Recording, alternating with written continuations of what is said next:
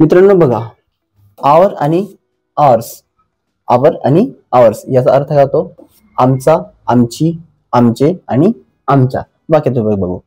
Our castle is very big, म्हणजे आमचा वाडा खूप मोठा आहे. मित्रांनो बघा, इथे हा जो टी आहे हा सायलेंट लेटर आहे, त्याच्यामुळे इथे याचा उच्चार कॅसल असा होतो, कॅस्टल असा होत नाही. ठीक आहे. आमचा वाडा खूप मोठा आहे. आवर इथे काय अर्थाने आलेला आहे? आमचा या अर्थाने आलेला आहे. पुढे बघा, आवर ग्रँडमदर टेल्स ग्रेट स्टोरीज, म्हणजेच आमची. ठीक आहे. आवर काय अर्थाने आला? आमची अर्थाने आलेला आहे. आवर ग्रँडमदर टेल्स ग्रेट स्टोरीज, आमची आजी छान गोष्टी सांगते. नेक्स्ट बघू, आवर टीचर म्हणजेच काय? आमचे शिक्षक.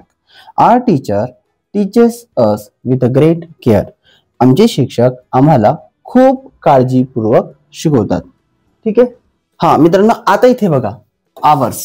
ठीक आहे. याचा अर्थ कसा आलेला आहे? दिस हाऊस इज आवर्स, हे घर आमचे आहे. ठीक आहे. Our school has a big playground, आमच्या शाळेचे मोठे खेळाचे मैदान आहे. लक्षात वाक्यात कसा उपयोग केला ते आवर आणि आवर्सचा. ठीक आहे. थँक्यू.